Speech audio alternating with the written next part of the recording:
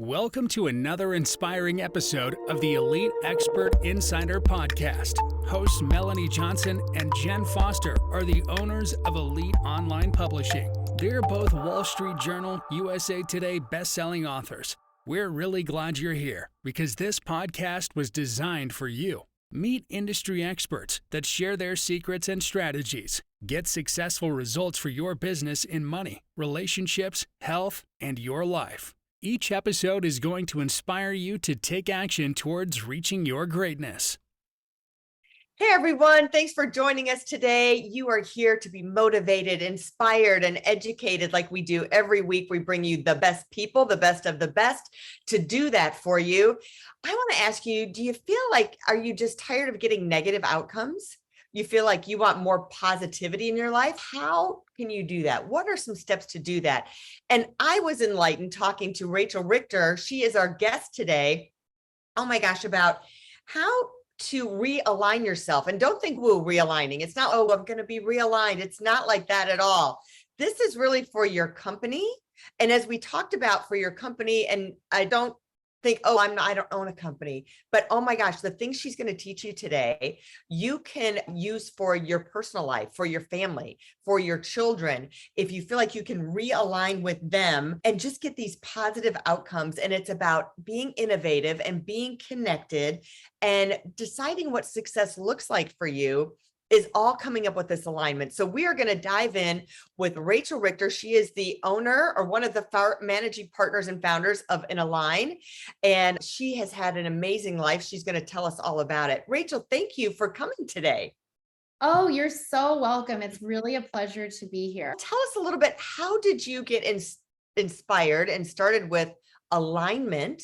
Because it's not something you hear every day in business. I find that I'm pretty savvy and I was like, alignment, I don't hear that. We're coming in to be an alignment coach for you or a process. So tell us how your journey started and took you into this field. Oh, I love that question. I wish, by the way, that my journey would be the quick clip that I'm going to give you of the journey instead of all the years that it took to get there. Yeah. But suffice to say, I had gotten, so personally, how would I put this? My business and professional resume would look very different from my health that was going on at the same time. And suffice to say, I got really good at being really resilient. And then I realized I wanted more. Now, at that point, I actually left the career fields that I had been in. And I started INLIGN. And one of our first enterprise clients, we were doing a technology transformation. And he said, I don't know what kind of voodoo magic you pulled. This is the chief operating officer.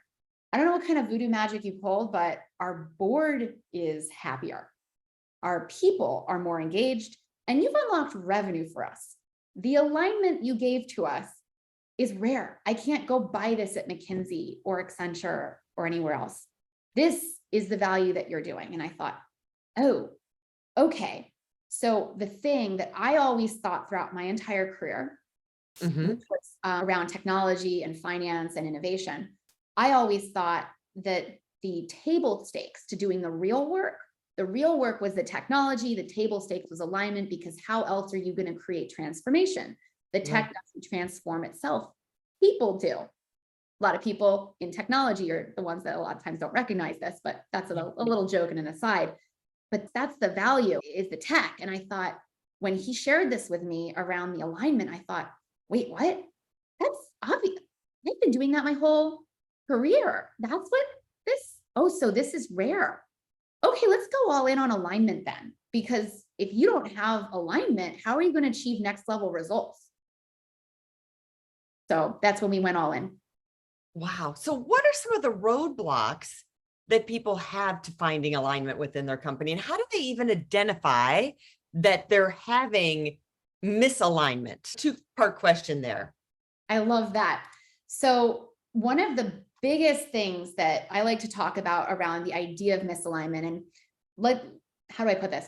So the way we work with companies is, you are where you are. That's why you're engaging with us. So clearly you've had a certain level of success, right?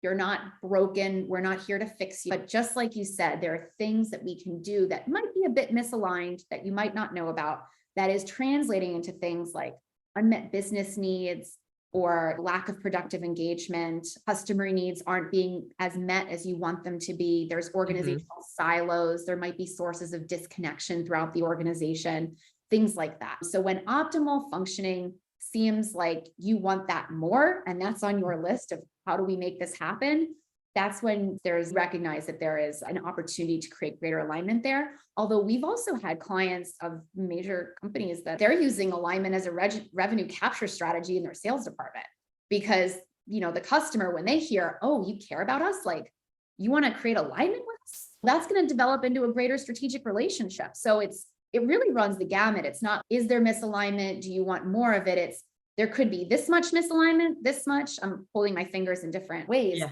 And then it could be, we're doing great, but we know that to get to the next level, we have to create greater alignment with all the stakeholders involved, not just the people that we normally work with. All right, so let's dive into how to get this alignment. What are the things that you do when you walk into a group or an organization to get that?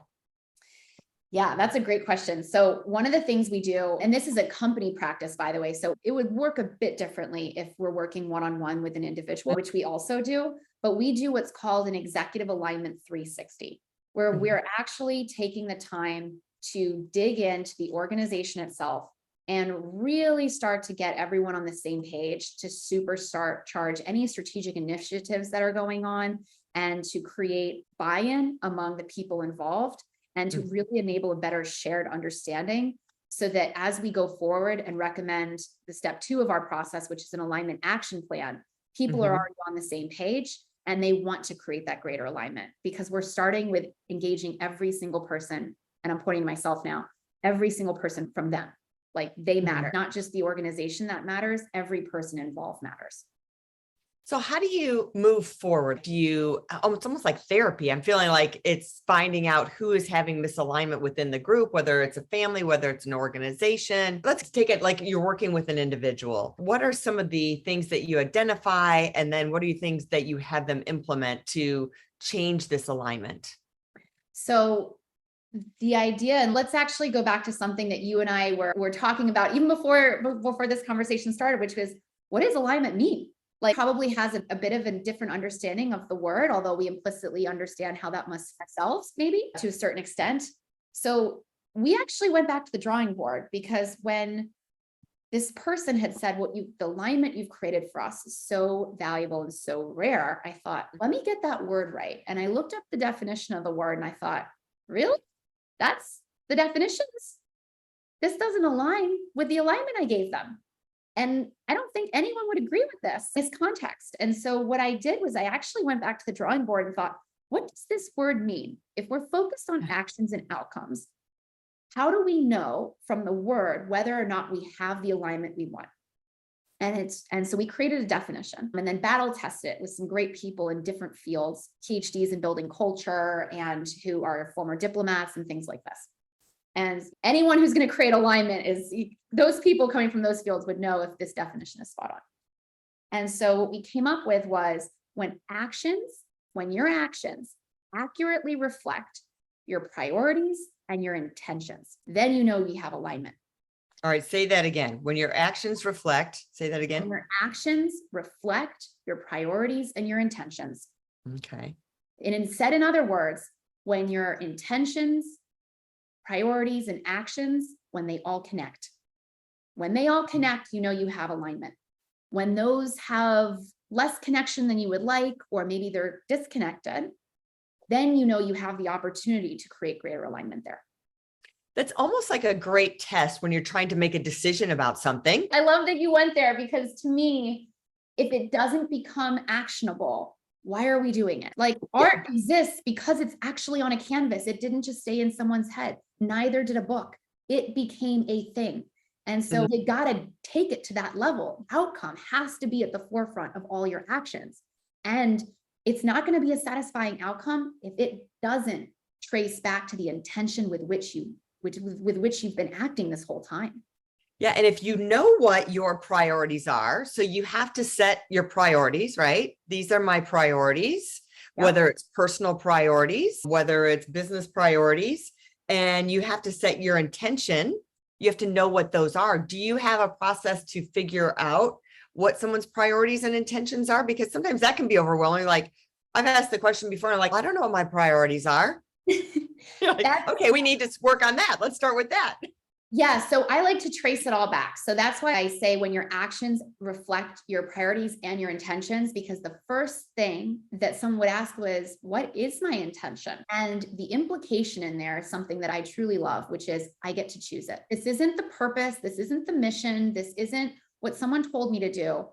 My intention is my intention to choose it. What is my intention really? Underneath the fear, underneath the, I need to know every step in order to go forwards. What is the intention? When you have a deep, quiet moment with yourself, that becomes a lot clearer when you're not expected to follow up on any how in the moment. This is only your intention. People have a discernment that I think I have a heavy math background, and I led for many years, which is probably what got me sick, with the idea that my body was like an Uber for my brain, right? Kind of like treating a smartphone as something that just makes calls, like you're missing the whole point of the device. And so I over time recognized, okay, this thing is super smart and wonderful. I'm pointing my head right now, but really it's not supremate. This isn't dominant over my body and my discernment. And that intention isn't from a cognitive studied place. No one's going to look up the data to figure out intention. This is what state are you desiring to be in or become or create, right? This is much deeper than that. Priorities are then, of course, the things that you would consider highly important and have significant impact on that intention, which then would translate into your action steps. And I'm even equating it to, so you can use this in your company to figure out, like, for your brand, like you can put it through all different levels of your company. Your brand, your individuals that work for you, for a department. What are the priorities for this department? What's the priorities for the sales department, the customer fulfillment department? What are the priorities? What are the intentions? And getting to that quiet place. And then I'm going to equate it, because you and I talked in the green room and even here about using this for families and things. And you could even use it for your children. Like, why do I have to go to college? Why do I have to do my homework? Let's set, what are your priorities for this year, this week, your life, and what are your intentions, and getting to that space. And then what actions do you have to take to get there? So it's motivation in a way. When you set this, they're getting motivated to do those things. Yeah, from their own self, because homework is something you've been told to do, but maybe a purpose at the company, that's not necessarily something you've chosen, right? The mission's chosen, but what's your intention for being there? That's something you're choosing. Now, it would be a very different story if your intention does not align with the mission. Then it's really a question of, why are you there to begin with? What are you doing here? But a lot of times, as long as the intention is mutually beneficial to what's being asked, then it's simply a way of plugging in and seeing and understanding what someone else's intention is and what your intention is. As long as it's mutually beneficial, you get to win together. Yeah, and I think that's a good way for an evaluation to see if an employee is a good fit for you, 100%. Right? Yes. Because that can come out. I remember we had a conversation with someone that worked for us, and I realized that really their big long-term goal had nothing to do with ours.